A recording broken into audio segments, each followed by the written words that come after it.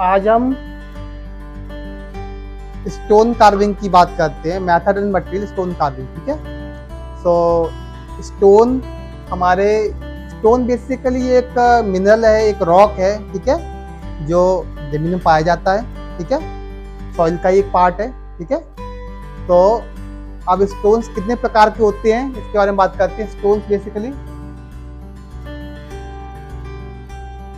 3 प्रकार के होते हैं।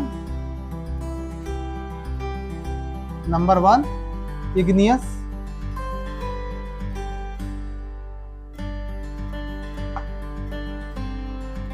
Number 2 sedimentary,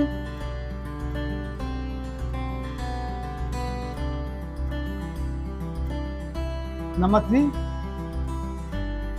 Meta morphic. So number 1 igneous rock क्या होता है? इग्नियस रॉक है, हम सभी लोग जानते हैं कि हमारी पृथ्वी शुरुआत में आग का गोला थी, तो यहाँ पर ठंडी हुई तो ज्वालामुखी फटते रहे हैं। ठीक है। तो ज्वालामुखी पृथ्वी के प्रारंभिक जो समय पे ज्वालामुखी बहुत फटे थे। ठीक है। तो ज्वालामुखी के लावा जमा होने से जो पत्थर का निर्माण हुआ वो इग्नियस रॉक कहलाता है। ठीक है। इग्नियस रॉक के 2 टाइप होते हैं। Number 1 basalt, number 2 granite. ठीक है। ये 2 जो पत्थर हैं जो इग्नियस रॉक से प्राप्त होते हैं, ज्वालामुखी की लावा से प्राप्त होते हैं, इनका इस्तेमाल कार्विंग के लिए होता है। देखो बसाल्ट स्टोन है, ये बहुत ही कठोर होता है, इसका नॉर्मली कार्विंग के लिए इस्तेमाल नहीं होता, लेकिन फिर भी अगर आप भारतीय कला इतिहास में देखेंगे तो जो पल्लव डायनेस्टी का जो महाबलीपुरम में जो स्कल्पचर्स हैं वो ग्रेनाइट बने हुए हैं, और आपका ग्रेनाइट का उपयोग सॉरी ये बसाल्ट में है। ठीक है।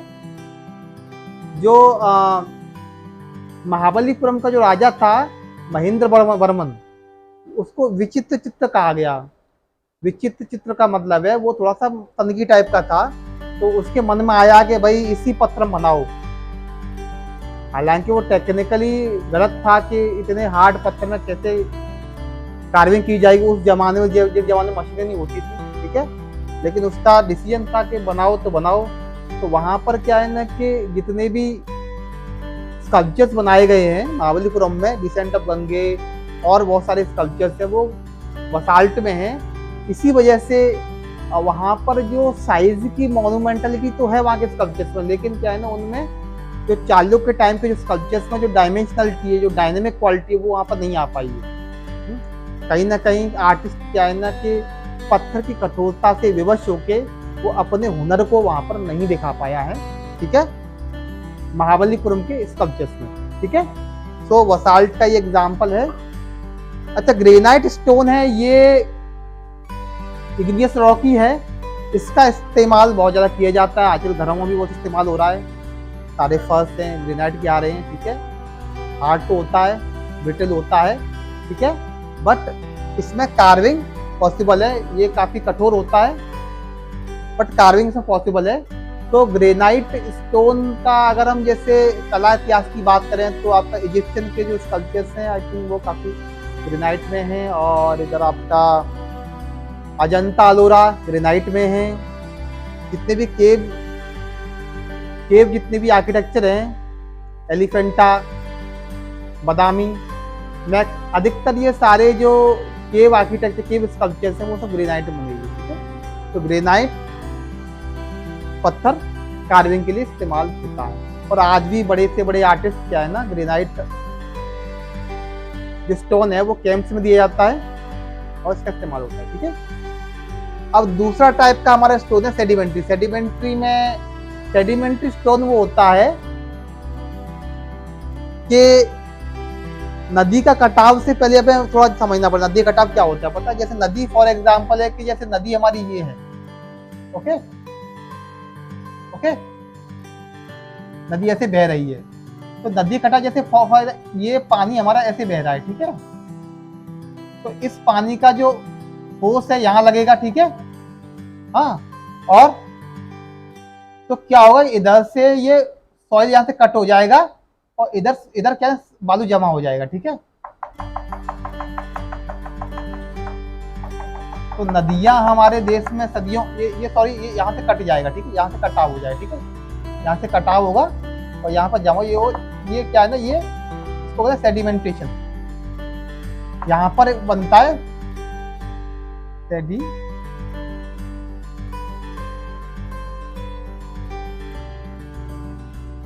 ठीक है, सेडिमेंटेशन ऑफ सैंड, ठीक है, ऑफ सैंड। इस जगह क्या है ना, बालू जमा होता जाएगा और जब ये बालू जमा होता जाता है और इसको बहुत समय लग जाता है, तो क्या होता है कि बालू कण आपस फ्यूज कर जाते हैं और वो पत्थर का निर्माण करते हैं, कहते हैं सेडिमेंटेशन, ठीक है। गॉट इट, फाइन, क्लियर हुआ।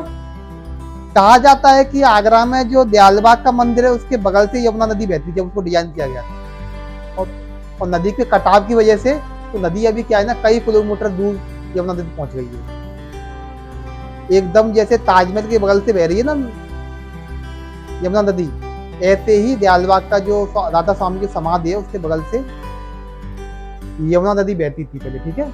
लेकिन नदी के कटाव की वजह से वो नदी कई किलोमीटर, 4-5 किलोमीटर आगे पहुंच गई है, ठीक है।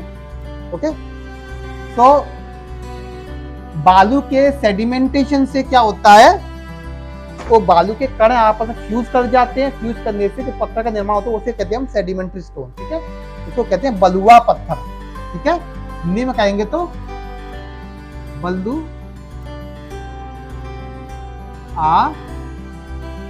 लिखते हैं,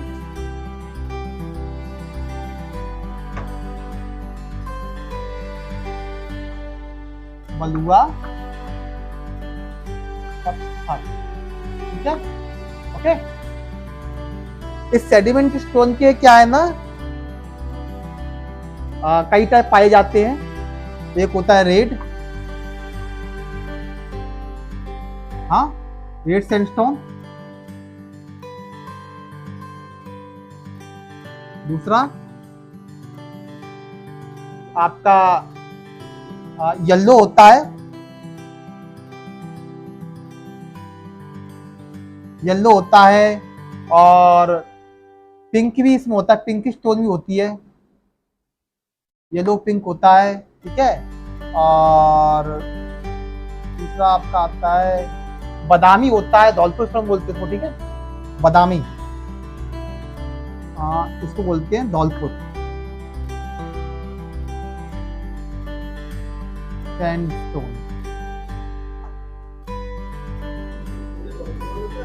हाँ, ये धौलपुर बादामी कलर होता है, ठीक है, बादामी, ठीक है, होता है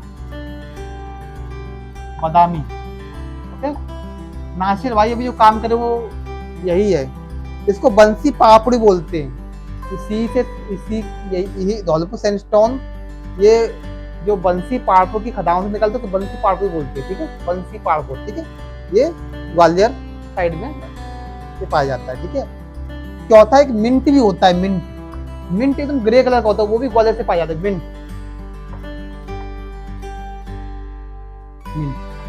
इसको व्हाइट भी कहते हैं, व्हाइट सैंडस्टोन, ठीक है।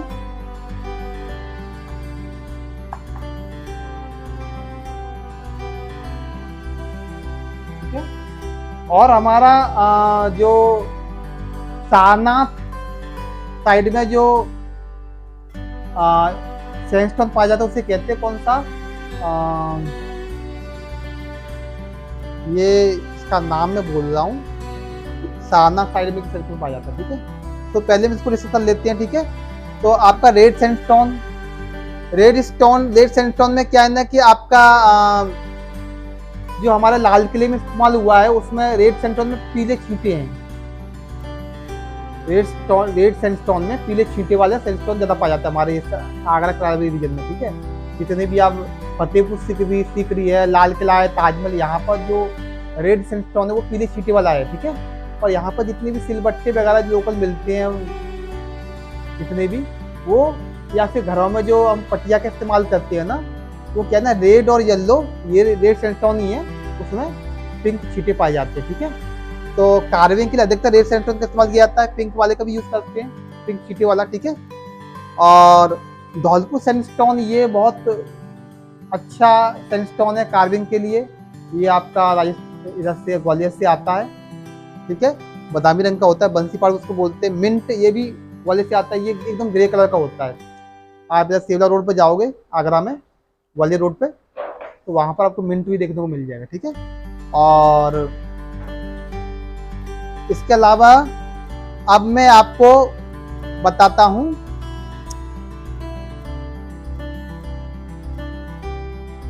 ये वाला सैंडस्टोन का नाम मैं भूल रहा हूँ, कौन सा सैंडस्टोन है ये आपका जो बनारस वाला है,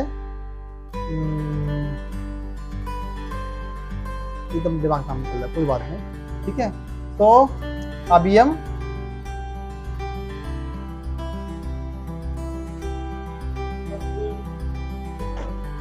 मेटामॉर्फिक, ठीक है, मेटामॉर्फिक स्टोन के बारे में बात करते हैं। जब बलुआ पत्थर क्या है ना कि पृथ्वी के उथल पुथल में, बलुआ पत्थर के जो पहाड़ है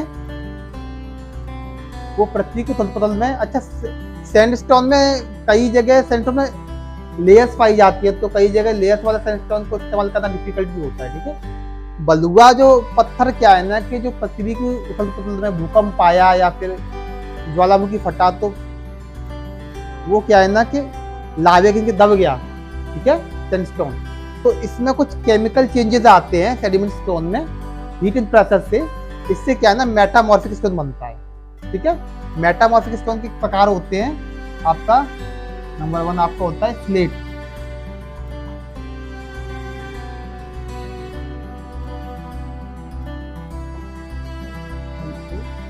स्लेट स्टोन, ठीक है। नंबर 2 आपका होता है सोप, ठीक है, सोप स्टोन, ठीक है। तीसरा मार्बल, ठीक है, अल्बस्टर,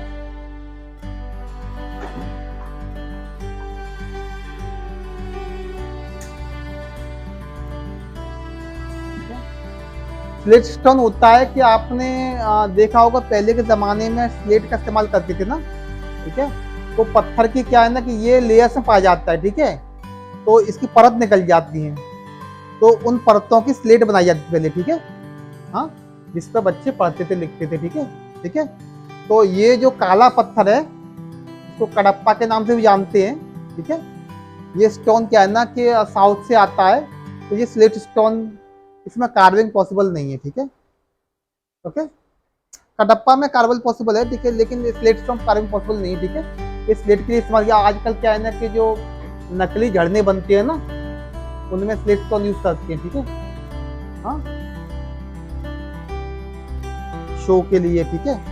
और सोप स्टोन बेसिकली सेलम होती है, सेलम जो आपका जिसमें जितना भी पत्तीकारी काम होता है ना, जितने भी आगरा में जितने भी हैंडीक्राफ्ट वर्क होता है वो सिलम में होता है। सिलम क्या है, साबुन से चिकना होता है, तो सोप स्टोन को कहा गया, ठीक है।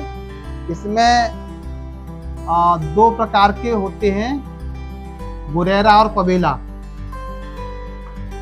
गुरेरा और पवेला, 2 प्रकार। गुरेरा जो होता है वो एकदम से व्हाइट होता है, पवेला एकदम से ग्रीन और डार्क कलर का होता है, ठीक है, तो सब मजबूत ज्यादा होता है पवेला, लेकिन ये इतना सॉफ्ट होता है इसको आप क्या है ना साबुन से खोंट सकते हो नाखून से, और इसको सीलम कहते हैं, इसको चलाते भी हैं, ठीक है। तो ये आपका सोप स्टोन।